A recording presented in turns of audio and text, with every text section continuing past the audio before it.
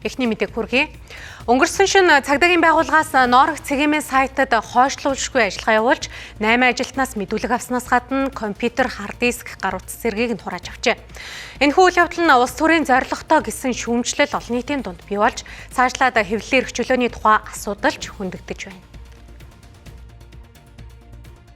Бид нарыг урд шөнө 9 цагийн үед гэрийн өмтөртэй тэмцэглэлцээс бидний байсан газар одоо бидний локейшнийг байгаа байршлыг ямар ч мэдэх боломжгүй байсан үедээ ирсэн. Тэгээд ирээд бидийг бүх утас холбоо арих хэрэгслүүдийг хурааж авсан.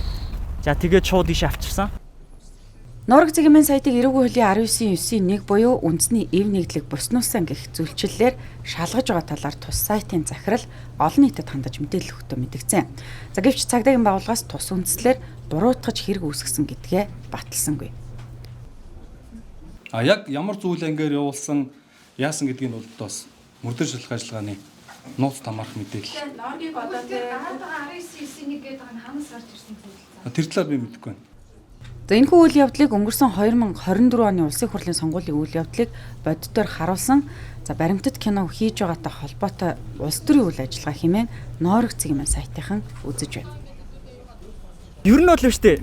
Битэд одоо жишээлх юм бол тэр киноны эвлэлэг дуусаагүй. Пост продакшн ажил явагдаж байгаа. Яг тэр одоо жишээлх юм бол одоо үнэхээр тэр одоо болохаа ч юм уу те хууль бус үйл явдал бичиж авсан. Яг хууль бусаар нь бичиж авсан тийм үйл явдал дэлгэрэнгүй дүрс бол байхгүй. Яг тэнд байна. Гэхдээ тэр киноны агуулга тэр кинон дэр байгаа зүйлс бол сонгуул ялангуяа Монгол улсад ямар хэмжээнд шудраг бус явагддаг вэ гэдгийг бол хангалттай харуулж чадхууз тийм дүрс болсон.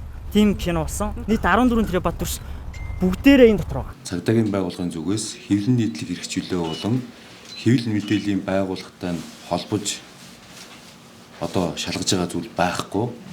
За хувийн нууц таалдах, за хувийн нууцыг задруулах, за мөн захин мөрөөдөө тоглоом зохион байгуулах, гэмт хэргийн тодорхой сэжүүр шинж тэмдэг байсан учраас цагдаагийн байгууллагаас холбогдох мөрдөн шалгах ажиллагааг прокурорын хяналтын дотор явуулж байна.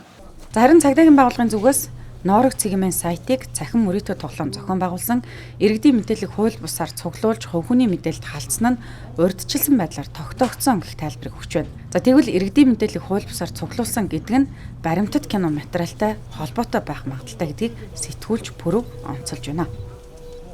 Норогийн саяны улам сайхан гэдэг одоо Норогийн үүсгэн байгуулагч залуу бид хоёр нэг рeel ярьслага оруулсан л да 5-6 хоногийн өмнө. Тэрэн дээр бол манай хүн нэг юм сонгуулийн талаар кино хийж байгаа. Тэгээ тэрийг 6 сар цацнаа гэсэн нэг товчхон өгүүлбэр хэлсэн.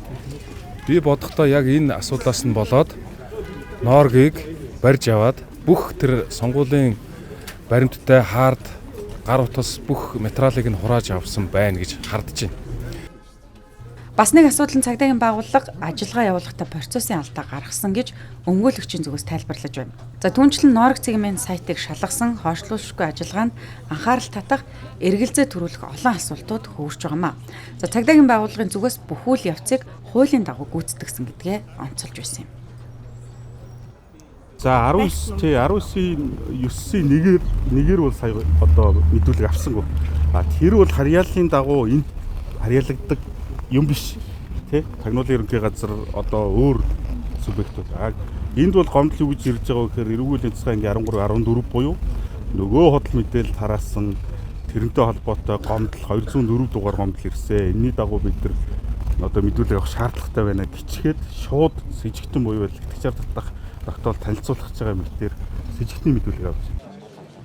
За дээрх үйл явдал нь хэвлэлийн эрхчлөөг хязгаарлаад зогсохгүй цаашлаад иргэдийн үзэл бодлоо илэрхийлэх мэдээлэл авах эрхэнд халдаж байгаа үйл явдал хэмээн Норог цэгийн сайтын залуус хэлж байна.